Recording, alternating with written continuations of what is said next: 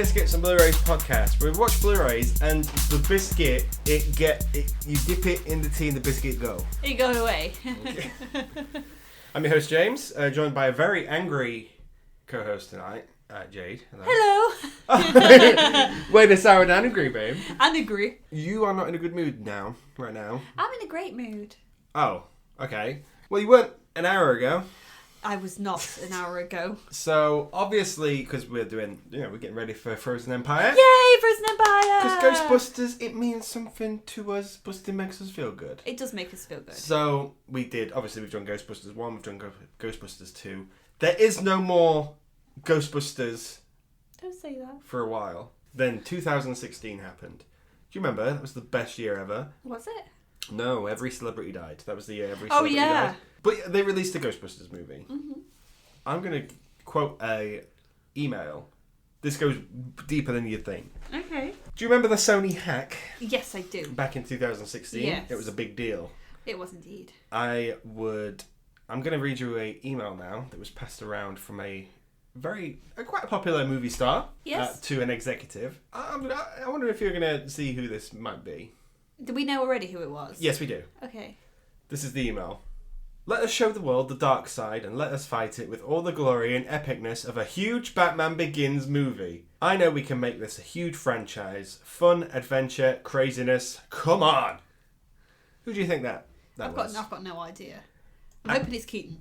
It wasn't Keaton. Oh, damn it. Why would it be Keaton? Because Keaton's cool. I don't think he needs Ghostbusters under his belt. I ain't got a clue. I couldn't. That was Channing Tatum. Why? About a potential Ghostbusters movie. What, would to star him? Yeah, he was one of the front runners. Chris Pratt was also rumoured to be in it. Oh, yeah. And Paul Rudd, I believe. Oh. Obviously, that turned out okay. Yes. But there was plans to reboot the franchise for a modern audience. Mm-hmm. This is it. Okay, so everyone's riding the success of Bridesmaids. Bridesmaids was a big... It was a big hit, wasn't it? Do you like Bridesmaids? I only saw it. I've only seen it once. Do you like it? It's okay. It's not my kind of humour. Oh, okay. Well, this is a problem, because this is everyone again. I know, I'm slow nodding at James right now, like, yes, I fucking know. know. Yeah. Melissa McCarthy got nominated for that, Oscar-wise, Bridesmaids. How? How? They don't... This is back when comedies got a big cinematic release. They don't do that. It's more Netflix now and stuff. Where it belongs. Oh, it's shocking. But Kristen Wiig and the SNL people, Paul Feig, put Paul Feig on the map. Mm-hmm. He's a director of The Office, American Office. Yes. I think he wrote some of the Simpsons episodes. Any as well. good ones? I don't think so.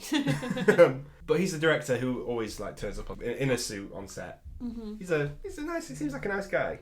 He did that Simple Favour. Do you remember that? Oh, the one is it got Blake Lively in? Yes. And Anna Kendrick. Anna Kendrick. Yeah. Did you see that movie? No, I remember there being a lot of kind of press stuff about it. Yeah. I remember seeing loads of adverts everywhere for it. That was because he made that film after this one.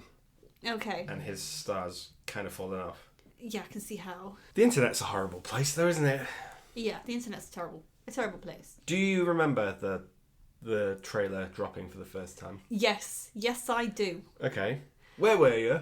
I was in an Odeon, funnily enough. Oh, okay. I've always been a big cinema fan like you, so I used to take my Limitless card and go and see everything. I didn't see the trailer for this online. Mm-hmm. I remember seeing this in a cinema and thinking, what the actual fuck have they done? But you hadn't seen any Ghostbusters movie at that point? No. Were you offended as a movie goer? It just felt really unneeded. You were like, another reboot? Yeah, kind of. Okay. But was it nice to see women in there? Women get a go. To be honest, I didn't... This is going to come across really wrong. I didn't really care who was in it. Okay. Do you know what I mean? It didn't matter. It didn't need to be an all-female cast. It didn't need to be an all-male cast. I wasn't really that bothered. Yeah. You can cast whoever you want in it. I still think it wasn't needed. Okay. The internet would agree with you on that one. Yeah. Because the internet kicked off. Mm-hmm. This was one of the most disliked trailers in movie history. I remember disliking it just because I thought it was stupid. Mm-hmm. I thought the jokes didn't hit. It felt like it was written by my nephew. who's 6 and he finds Pooh really funny. Pooh is funny. We don't need to hear a Pooh joke for about 10 minutes. Yeah, I know what you mean. We all do it, guys. Calm down. Okay. I've always tried to reserve judgment until I've seen a film in full. I don't like doing it when I'm just off a trailer. I know we've done trailer reviews on this. Yes. But I always keep an open mind when I'm going in. And I tried with this one, and I was sort of like, oh, but there's talent here. And there is talent here. There is, I'll agree with that. It doesn't always work. It doesn't a lot work. I thought you were going to find good things about it. I found some little nuggets of fabulousness, but the rest of it was absolute and utter dog shit. Okay. Sorry, I'm just so mad. Okay. I was happy, and now I'm sad. I think this is my hot take I told you about in the first Ghostbusters thing. Mm-hmm. I prefer this to Ghostbusters 2. You are so fucking wrong. Hear me out. No. Hear me out. No. I've got reasons. First of all, Paul Feig. Is he a good director, do you think? The directing wasn't the problem for me, personally. I completely disagree. Really? What do you not like about the directing? I've got no issues with how the set looks, or I've got issues with the script. We'll get to the script soon. That was my biggest. Yeah. The direction. The director is in charge of a lot of people. Mm-hmm. He's in charge of. He's the head. His head honcho. Mm-hmm. He's the judge, jury, and executioner. Yeah. It's their vision at the end of the day. And Paul Feig, when he works with actors, in episodes of The Office and Bridesmaids, it's kind of, okay, we have a script, but we're going to improv as well, because we're all talented comedic actors. Mm-hmm. And most of the time, that stuff has ended up in the film, not the scripted joke. Yeah, because it's probably quite organic and funny in its own way. Correct. With The Office, where you've got characters that can work for, Michael Scott, and Bridesmaids, where you've got Melissa McCarthy doing what she's doing. She's a character in that. Yeah. The director is going, okay, improv, and then picking his favourite bits from what he finds funny on set. Yeah. On set, people are cracking up behind the cameras. There's a good atmosphere. That's fine. That doesn't translate off the screen. No. Unless you have earned it. I can't tell how much of that is improv and how much of it's a really poor script. You might be able to tell a little bit more because you are a trained actor. I'm not a trained actor. You're a trained actor. Fine, okay. For all intents and purposes, I'm a trained actor. The scenes with... skipping ahead. The scenes with Chris Hemsworth, they feel like improv because no joke could ever be that unfunny. That's got to be something that's come up on set and they've sort of run with it.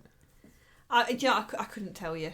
His dog is called Mike Hat. No one thinks of that. No one puts a pen on paper and goes, I've written the best joke in history. Do you know, I don't know. Again, I don't find it as easy to distinguish between the two. I genuinely think you can tell. Yeah. I'm not as good with that. I thought all of it was so poor. Okay. Let's talk about the cast. Mm-hmm. SNL alumni, Kristen Wiig, Melissa McCarthy. Melissa McCarthy, less so. She's more... What's that sitcom she's in? Mike and Molly? Oh, yeah. Yeah. Okay, good. Leslie Jones, SNL, and Kate McKinnon. These are your 4 main actors in this movie. Yes. What do you think to them? To be honest, they're acting like themselves. Apart from one. Apart from one of them. The others are... It's the same performance as just a different movie. Yeah. I feel like Kristen Wiig's the same in everything. Melissa McCarthy's the same in everything. I feel like Melissa McCarthy is quite good at the scientific talking stuff. But she could be talking anything. I do agree, and I don't feel like she's not given that much to do with it. No, it's just a lot of mumbo jumbo. They just kind of throw at you. It's so boring. The best part about the team is Miss McKinnon. The best part about the movie is Miss McKinnon. Oh my god, she's an absolute vibe. Is she OTT a little bit? Yes. Do I find her very cartoony? Yes, but she's still the best thing in this. There are times where it feels like these 4 are an improv group and Kate McKinnon's sort of trying to fit in at the back. Yeah. She seems a little bit of an outsider. Maybe that's the creative choice. I don't know. Mm-hmm. But she's giving it 110%. She's like this Spiegler. Who? I don't know his name. Spengler. It's a bit of a nod to the cartoon, the real Ghostbusters cartoon, because Spengler in the cartoon is blonde. Okay. And he has his hair like Kate McKinnon does. Yeah. In the movie. I don't... If you can see what I'm doing my hair. He's exactly like that, yeah. But I feel like she wouldn't be out of place in this. In a cartoon. But then for me, it's like, if you're going to go that cartoon route, go there completely with all of your cast. Or play it serious. I don't think it really knew the tone it was going for. I think that's a problem as well. The original Ghostbusters tone... isn't all out and out, okay, we're playing this for laughs. They're not doing it to make the boom operator laugh. They're doing it because they're in character and they know what... They have a start and an end and they have to get from A to B if they are improving. But that script for the original Ghostbusters is solid. A lot of it's very deadpan humour almost. You know, when Bill Murray's just kind of stood there being slimed, is like, slimy. Yeah. That sort of stuff's great. It's just because that is their character. Ironically, even though he's slime, that humour be dry. Shut up. Right?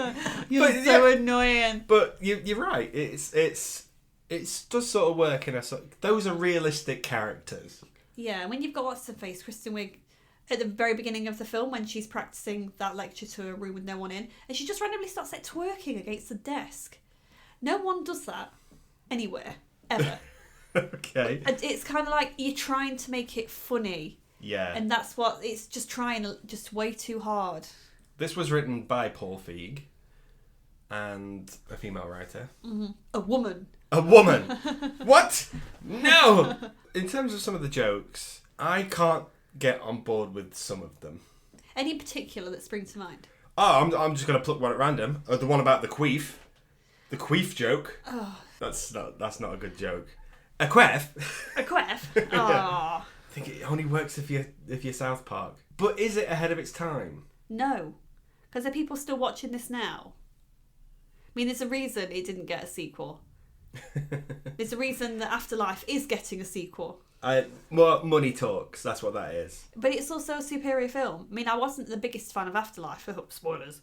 I think... No, we are going to...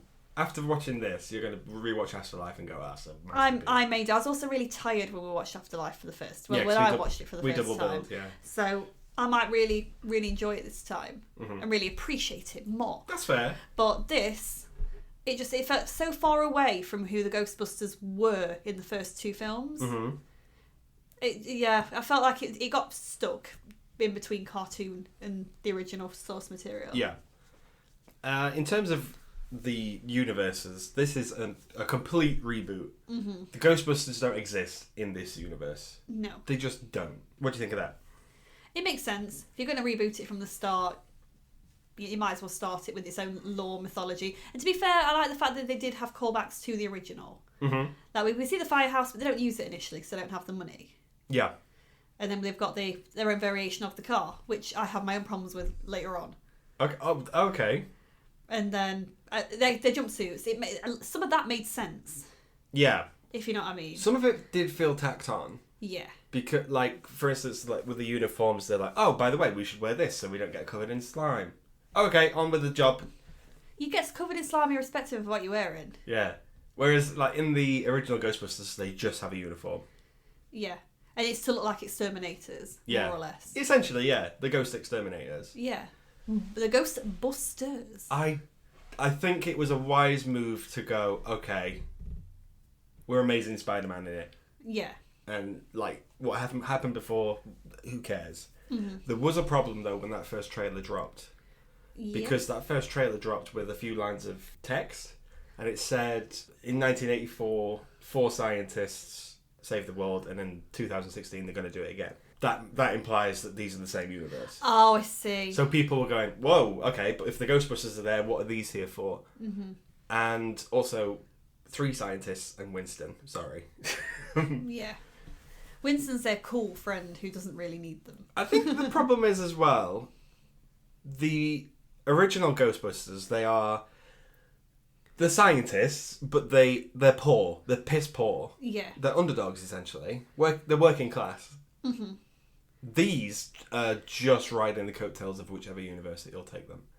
Yeah, and where did they get the money from to begin with? To get the room that they rent above the Chinese? Where does that come from?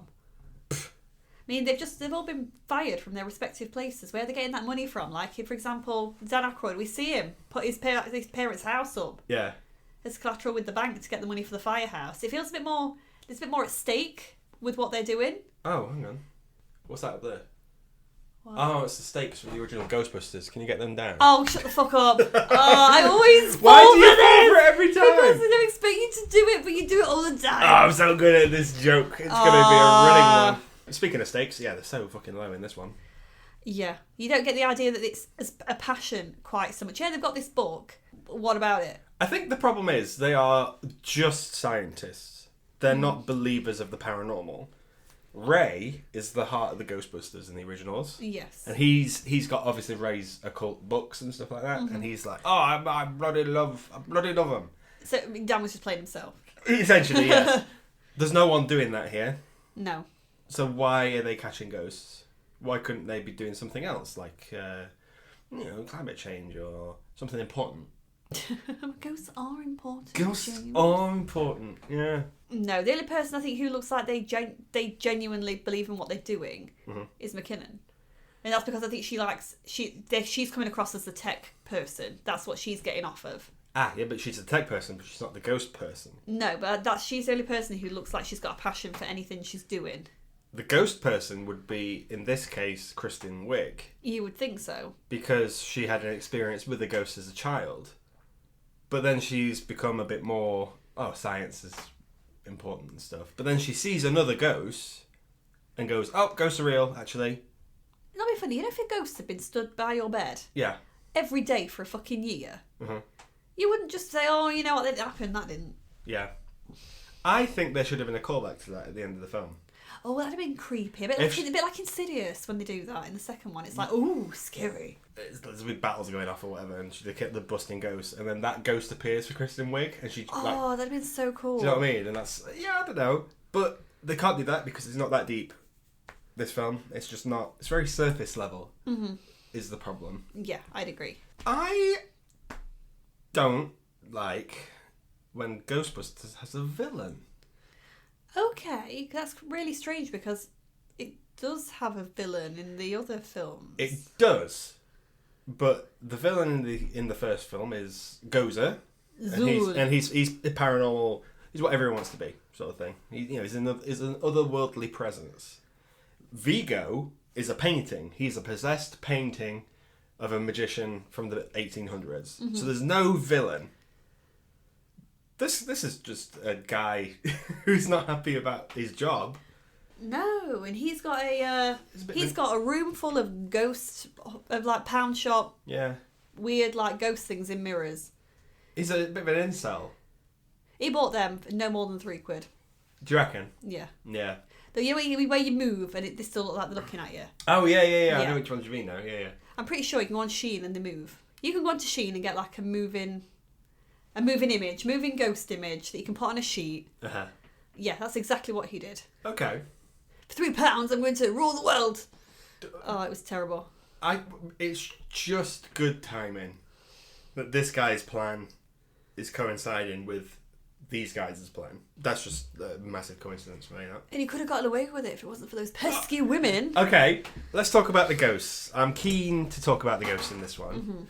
It does go a bit sort of neon, shiny, stuff like that. A bit Haunted Mansion-esque. Yes. I like it. I know what you mean, and I can understand in a way, because if they were going more towards cartoon, which is because it's got a very Scooby-Doo vibe to it, I think it would probably work a lot better. Yeah. And it could have ended up a bit of a cult classic, but it didn't. Oh, my problem... I don't like the ones where it goes cartoony. You know the one with the wings, the dragon one that looks like the flying gremlin? I don't like that one. I'm talking about... You know what I mean? Yeah, I know what you mean. It doesn't really go one of two ways, yeah. It's just stuck in the middle. But if it's stuck with the ghost, the first ghost we see in this, that mansion lady, she looks great. Yeah. I like the glow of it. It's quite creepy as well. Yeah. It's quite a good design. And then obviously it gets... I think it went practical effects, but you can't tell because there's so much CGI plastered onto it. Yeah. Those things I really like in this. It is CGI heavy, of course. Yeah, you can tell. But I don't hate it. I like it more than the second one, ghost-wise. I am just trying. Anything's going to be better than that fucking weird ooze, isn't it? Yeah. Ooh, pink ooze, that's scary. I think it's green in this one, though. Green ooze, guys. Everyone gets slimed. Ooze. That's a theme for this thing, because we're doing Mighty Morphin Power Rangers, too. Oh, shut up.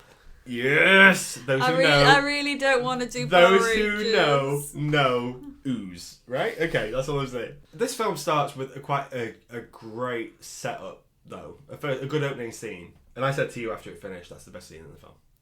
Yeah, I think it goes very Scooby-Doo, though. But like when he tries to throw the chair at the table and it comes back and... Do you know what I mean? I thought it was silly. Okay. It felt like that ghost was out to get that guy. Like, for example, when we think of the start of the first Ghostbusters film, we see the lady in the library. Yeah. That was scary and menacing. I think they could have made that quite creepy. I think the first one, it's a juxtaposition. Because... in the opening scene in the first one, it goes a bit Jaws. We don't see... some of the scenes, the shots are from the ghost perspective. Mm-hmm. Jaws. Yeah. We don't see what the threat is until later on when Ray says hi to it. But then we're like, oh, that's just a little old woman. That's fine. Mm-hmm. And then obviously we see, she's like, it's fine. That woman looks like she's out to get them. Mm-hmm.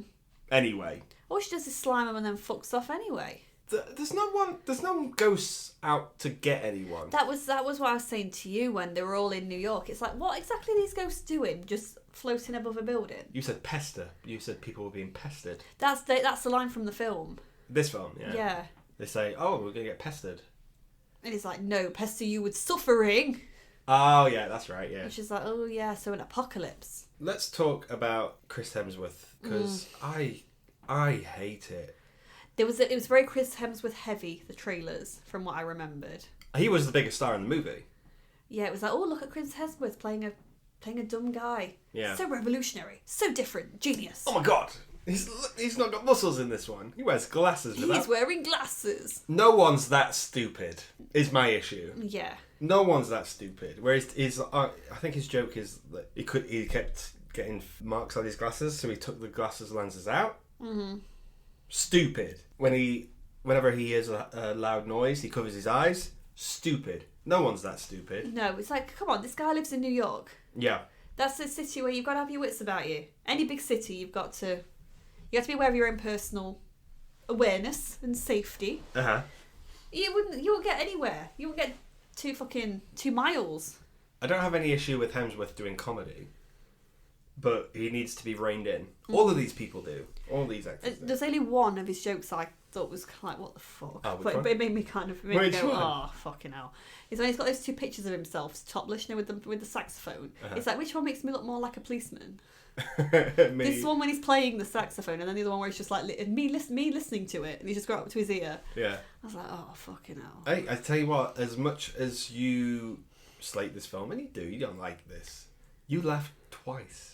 I did. It caught me unawares because I'd been so like, so angry. I already knew I was going to be mad when I saw the really overacting extras in the first scene. In that first scene, we're around this scary mansion where this woman killed all of her family, and there's like, oh, I had no idea. If you went to this scary mansion, you probably knew the history. That's probably why you're fucking there, you loser. Yeah, it's cheeky ghost tour, isn't it?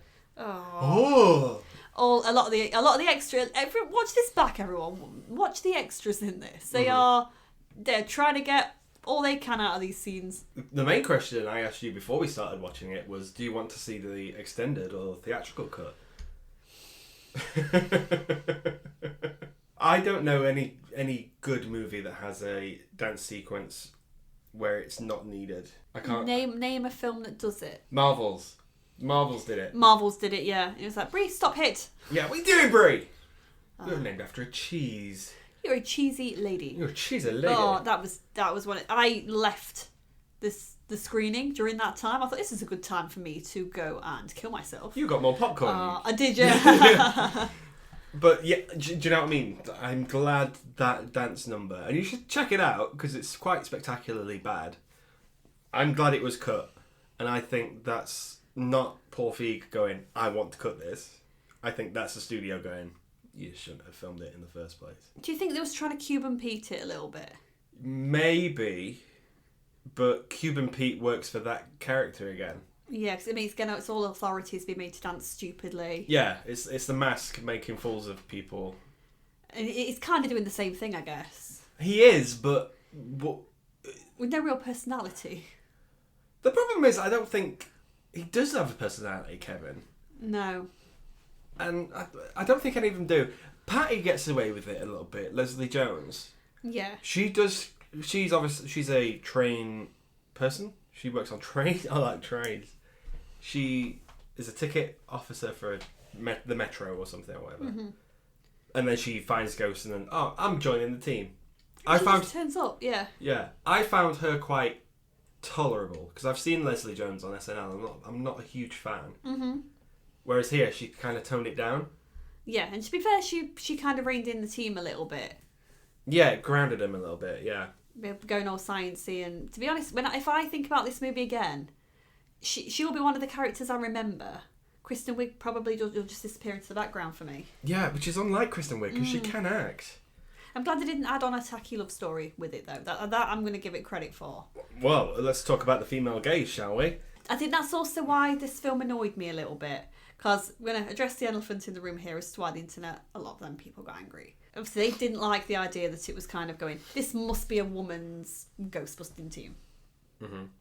And so because of that, we're going to change it up and have the secretary be a hot bit of stuff. Yeah. A hot man. And they're going to treat him like men would treat a he's woman. only there for eye candy. It's like, come on, do better. Let me tell you that Janine Melnitz would never be talked to like that by the Ghostbusters. No, she could fucking handle herself. Exactly. So a man has to be stupid and can only be, eye candy, essentially. Mm-hmm. That's flipping it too far the other way. Yeah, this is the thing. If they really wanted to make a statement on that sort of topic and issue, they could have done it in a much better way. Some of this was reshot after the first trailer dropped, and you can tell. Yeah. But the scenes where they go, look on the internet.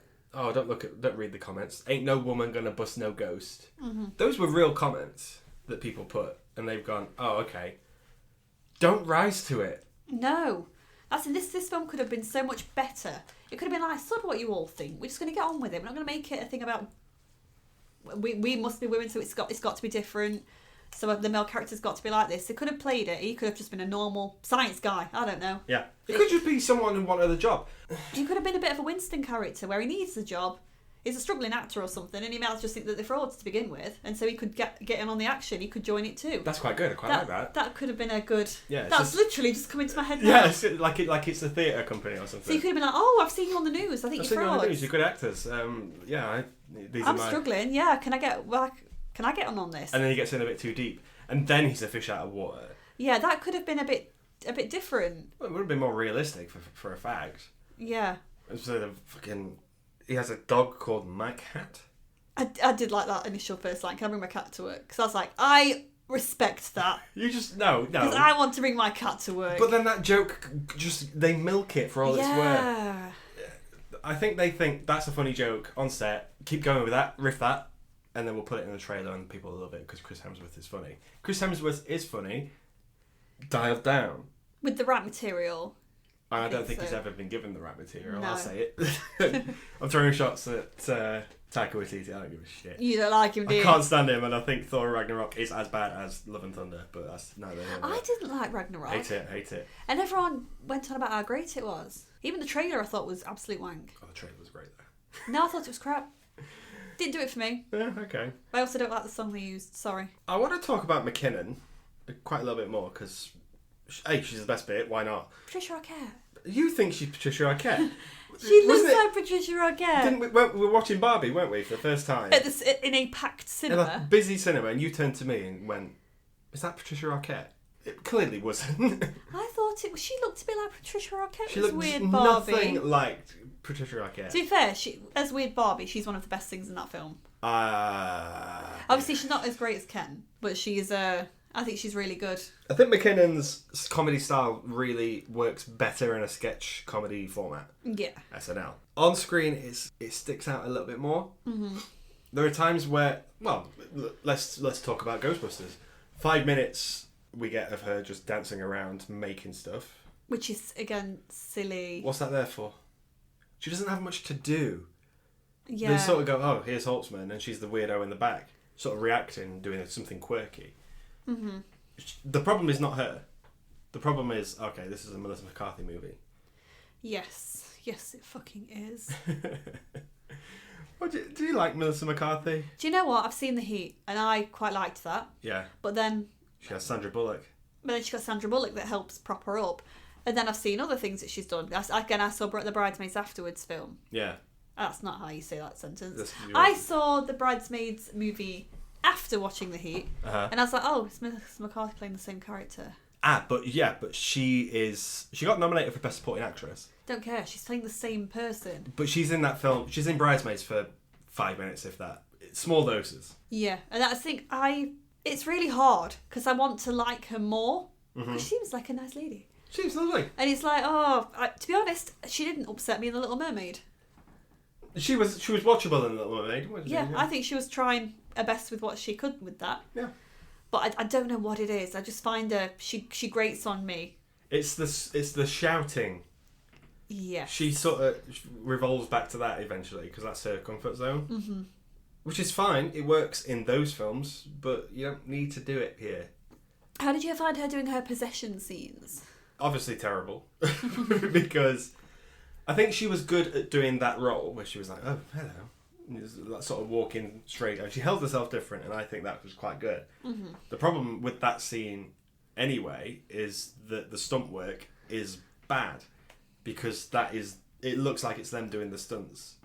Mm-hmm. Sped up, instead of getting a stunt team in and shooting it from afar. Why have it there? Why do possession at all, actually?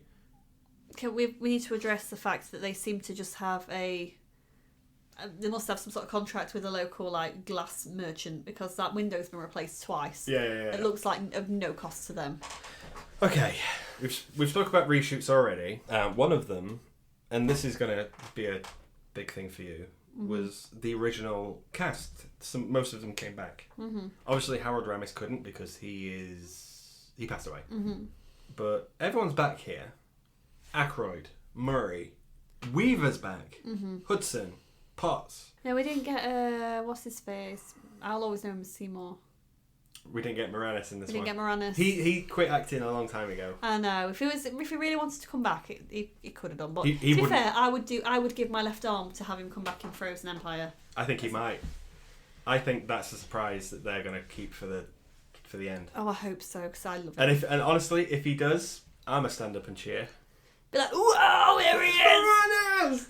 He's back! But the cast came back, and it was after the initial backlash to this, because they felt like it seemed unfair. Because they approved everything. Obviously, it's Sony, it's the Ghost Core production company, but they said, okay, you can make this film, and it had everyone's blessing.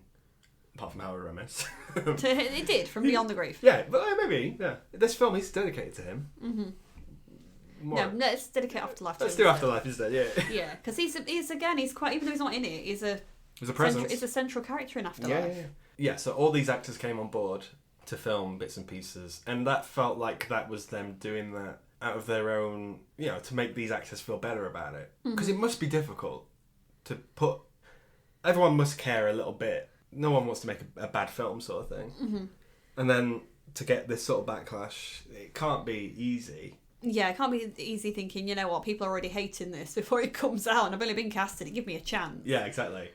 So that was them coming on board. But they're used in these sort of cameo bits, and it's half-arsed. Yeah, no, I agree. To be honest, I didn't think Bill's was that bad. Bill stuck around for a lot longer than I thought he should.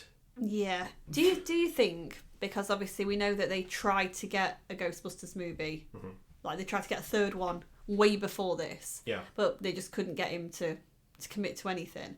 Do you kind of wish that he'd just eventually relented and they could have gotten something out that would maybe a bit better? Or do you think they would never have been a good Ghostbusters third movie? They would have... Well, we got it in Afterlife eventually, but that was... Afterlife learnt a lot of lessons from this. Okay.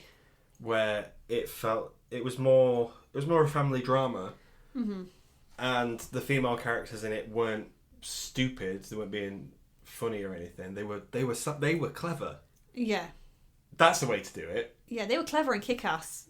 All in one, it was great. Yeah, whereas and that's a child. That's a child that can do that. Yeah. Here, we are led to believe that these characters are clever, but they never act smart. No, not when you're talking about fucking poo. I'm never gonna not live that down. Yeah. That's it. When fucking what's the face? When Kristen Wiig meets Melissa McCarthy's character after all that time, and that's all they talk about for like 10 minutes. Yeah. It's one of the stupidest things I've ever seen. I turned and looked at you and was like, why? I know. I knew. And I knew from that point this film had lost you. Yeah. And it's sad because I thought you were going to find stuff to like. I thought you were going to like it. Sorry. I don't like it, but I don't hate it. What do you think? I'm kind of taking over now.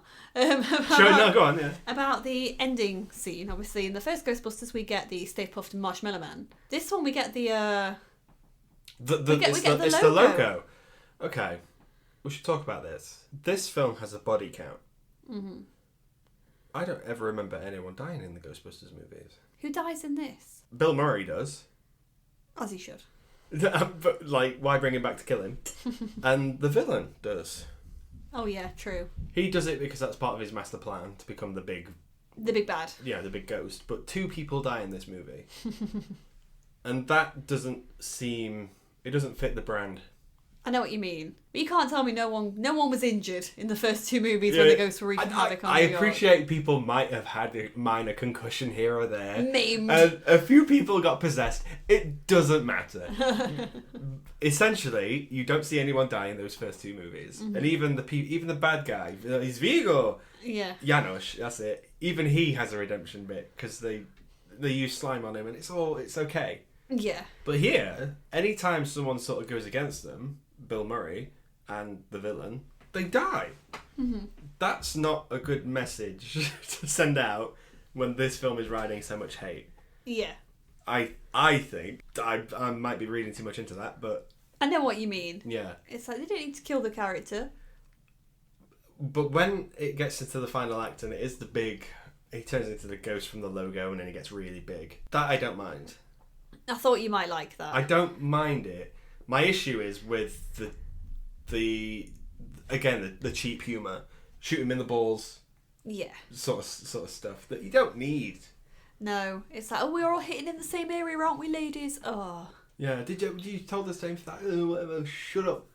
What I will say is that this film really got right is the action in the third act. Yes. There's only one sequence in that third act that made me go, oh, you know what's fucking amazing. The gadgets, essentially, they're not ghost catchers in this one. They're ghost killers. They're killing these ghosts. How does one kill a ghost? Yes. They're already dead. Bring them back to life, that would kill a ghost. It can no longer... If you bring it back to life, that ghost is dead and someone's alive. Yeah, but they didn't bring them back to life. They just kind of twatted them with lasers. Some of them got grinded. You can't kill a ghost. You can't kill a ghost. They respawn elsewhere. Yeah, and I think... But my issue isn't with that. Well, my issue is with that, actually.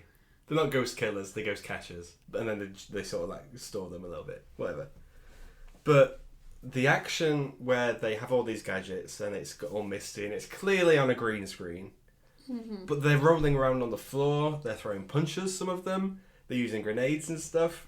I think it's good. I really like the scene of Kate McKinnon.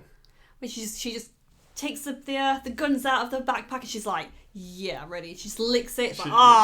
She's completely in character. She knows exactly what she's doing and she's the boss. She kicks all ass in that scene. So much ghost ass, doesn't she? Oh my god. I like the gadgets. Again, like the 2 pistols, that's quite good. I do like the new stuff it brings to the Ghostbusters as a whole. Mm-hmm. Obviously, it's a bit far fetched compared to what we've had before. She's got a bit of a Harley Quinn vibe to her, which I quite liked in that scene. She just had so much fun with it. Yeah, and if she's covered in slime, not a problem. She's there for a good time, not a long time. Those ghosts were not. They were there for. They were there for eternity. Yeah. Yeah, they're not. The ghosts are dead. The car. Obviously, we are big fans of the original Ecto 1. We are. What do you think of this one? I can understand why they went for its design. It kind of made sense. But they're rolling around New York with a nuclear bomb on their car. They always have been. It's not as obvious with the other car. Yeah, they don't talk about it as much. But they say in the lift in the first one, when they've not tested it yet, it's a nuclear reactor. Each of them. There's 3 of them in a lift.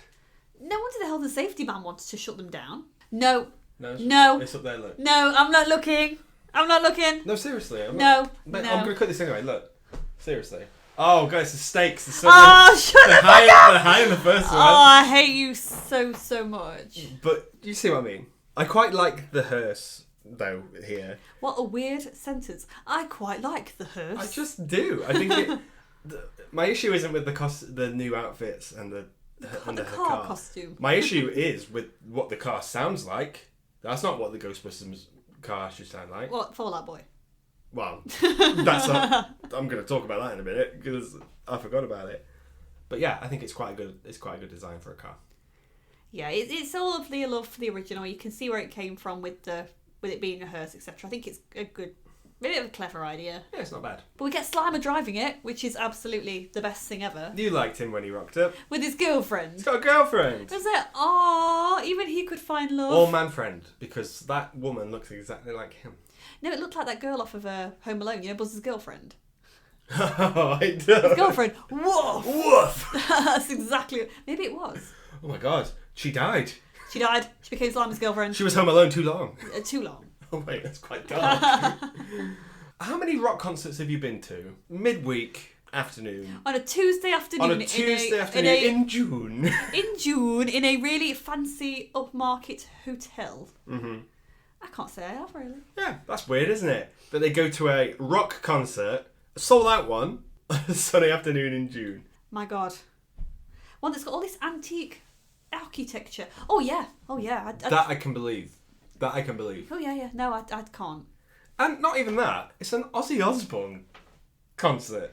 What was he doing there? I tell you what he was doing. He needs to go back to bed. I'll tell you what he was doing there. That was gratuitous. The Ghostbusters have never been really about cameos. I know we had cameos of like Larry King and Casey Kasem in the first one, but that felt legit. Those are journalists. Mm-hmm. That's Ozzy Osbourne. He sticks out like a sore thumb. It almost felt to me in that moment like those stupid movies we used to get like back in the early 2000s, like Disaster Movie. It did. Movie. When every now and again you get a stupid cameo from a celebrity. Yeah. That's exactly how it felt, and I was like, oh. And Ghostbusters is above that humour, I think. Yeah, especially because we're already watching these 4 characters act like the original 4. It then started to make the whole film feel like a cameo film to me. Yeah. Which is not what I and also, wanted. like, if this is doing what it's supposed to be doing, the mandate essentially is to introduce Ghostbusters to a new audience. Mm-hmm. That new audience will have never seen an episode of The Osbournes. Unless they're our age. Unless that's for us. But, like, even then, that's... No, I wouldn't go, oh, look at who shut on! That's Bo Selector, but... No, I think if I was to ask my cousin, who's 17... Sure. If I ever asked her to watch this, I'd be like, do you think he's cool? She'll be like, no. But Ozzy Osbourne is cool. He's not cool. He's not cool. He's past it now, isn't he? Bless him. He's past his time. I mean, I'm glad that he got those moments. Yeah. But I'm pleased for you, sir. But no. It was not needed. That was a sold-out rock concert on a midweek. On a Tuesday afternoon. On a midday, yeah. Hey, that's good.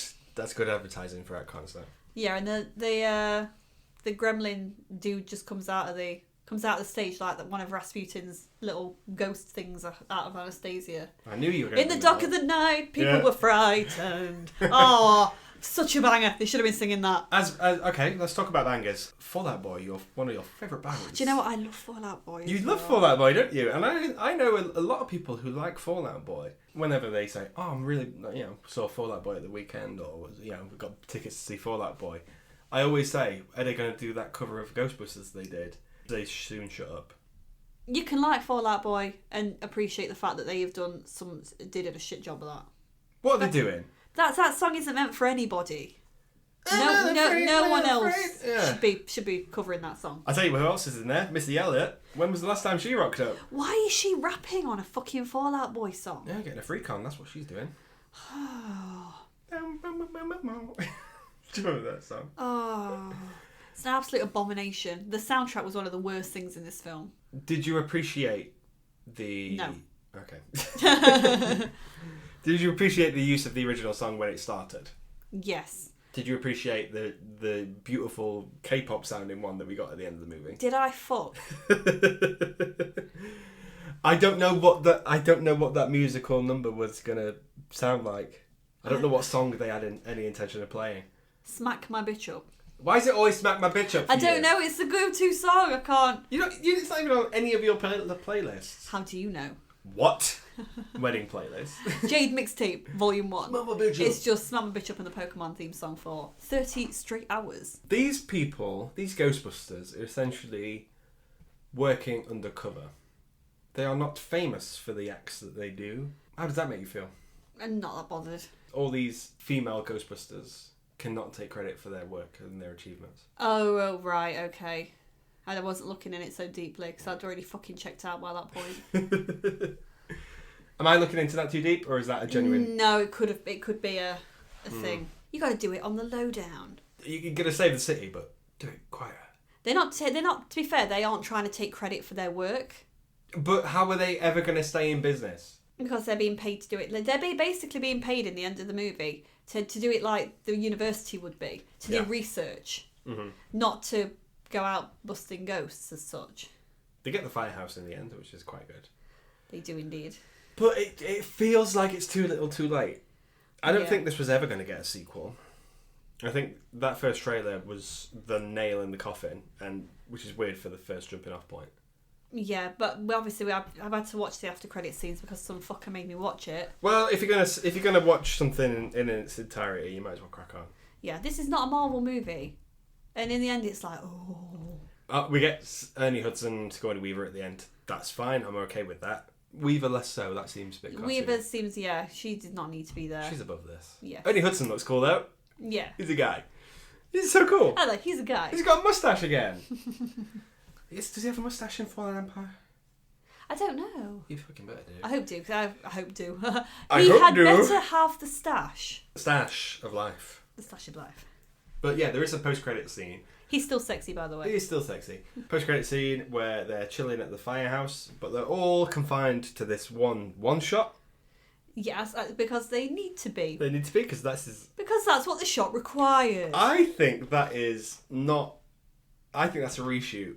And I think that's for people who did stick around after the credits. And I'm telling you, I was there. No one stuck around. Except for you, because you're sad. I watched that dance number, and I was like, yeah, I'm out. Because, like, why put it in the credits at all? You watched this then with the full... do you watch this in a cinema with people there? Yeah, I saw the first showing. I was excited. What was the kind of cinema vibe? Well, it was tough, because... when we had the trailers we had a trailer for David Brent, Life on the Road.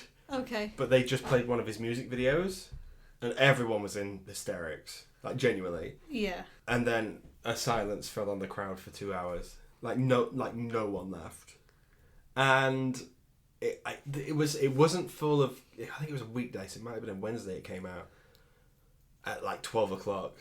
The kids who are the target audience, they're at school. Mm-hmm. These are your core Ghostbusters fans, and it died. Oh no! And none of them stayed for the credits.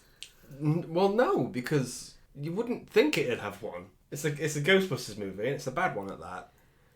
I never mind a fucking dance number. I stayed purely to see what this dance number was, because in the film where they just sort of do it, it seems like completely out of place. And I'm like, something's been cut. I think if you see like these big studio films, you can tell where it's a bit choppy, and you're like, oh, something's been cut there. Yeah, because also as well, you don't automatically go into a Saturday Night Fever pose and not. Exactly, yeah. And not do the hustle. Exactly. I'm doing it right now. Go on then. Every day I'm hustling. So I've got to keep doing this for the rest of the episode. Ah, yes. Yeah, I stuck around. I was the last one out. I think people put their hoods up and didn't want to be seen coming out of walk a lonely road. I got something out of it. Like, what I knew it wasn't going to be great, but I got some good Ghostbusters action. She licked the gun. But, yeah, it didn't play well. And I don't think it lasted long. I think it lasted maybe a month. But the screenings were less and less. What, the after credits? Fucking hell. Yeah, it was a very long For film. a month I was watching this to get to that end scene to hear the end line. The end scene, it did feel like that was put on for people to go, oh, they're going to do Zool again. Let's see how that pans out. Spoilers, guys. Oh, sorry. I don't think it's... They were going to do Zool again. And for audiences to go, okay, make a sequel, please. Because no one wanted it. And I think people groaned when they heard Zool. You groaned. I didn't say anything. I just sat there, emotionless, completely emotionless, staring into the void. Yeah. Is it better than Space Jam? No. How about for you? You're going to say yes, aren't you? No. No. Actually. Again, there's things I like here. I don't think it's terrible. I don't think it's the write-off that people were talking about it being. We know you don't like good movies, so it's okay. I like to see the best in stuff. You found the best in this? Yeah, there was good stuff. Oh my god. There was good stuff. There was Kate McKinnon, she looked good. That one scene, guys. The opening is good. The end is also good. That is all. The rest is... The rest of the 2 hours you've had to watch is utter shit. Essentially, yes. But I would rather watch this over Bill Murray holding a baby in the second one. Oh, yeah. As soon as she said holding a baby, then my mind just went flash. What? You know, in the one that we watched at the cinema last year, where he's going around picking up all those babies. I think we should do the Flash. I've said that to you, but it means watching it again, and I fell asleep watching that. Yeah. At the cinema. And Keaton's in it. You've got Keaton on the mind since the Oscars. Yeah. I'm never far from Keaton on the mind. No, or Gosling. Yep. Gosling's also there. He's my boy. If Gosling was the receptionist, how would that have played out? I think Gosling is better at comedy. And if he's improvising, I'm guessing he can do it better. Yeah. But it's very little you can salvage from that. But again, I'm playing devil's advocate. Stop this. There's good stuff here. Stop this. I don't think it's terrible. Well, you're wrong. Okay. Afterlife next. We were getting something back to normal anyway. Finally, some good stuff. And then after that, we're seeing the actual car. Frozen Empire. We're an excited week, guys, because we are going to a fan event. We're going to a fan event. The car will be there. We will have our photo with the car. I'm going to lick the car. I'm going to lick the car also. That was Ghostbusters 2016. Are there any fans of this out there? If so, why? You tell me, genuinely, people, tell me what you liked, because I'm just interested to know. I think it's got to be the good stuff at the end. And if it's not Slimer or Miss McKinnon, then you are not right. Who would ever admit to going, oh, I really laughed at that Ozzy Osbourne cameo? No one. Exactly. I don't think anyone cares. And until we've just brought it up now, they probably don't remember. Great. Yeah, remember, guys, Ozzy Osbourne was in Ghostbusters 2016. What a vibe. Wonderful time to be alive.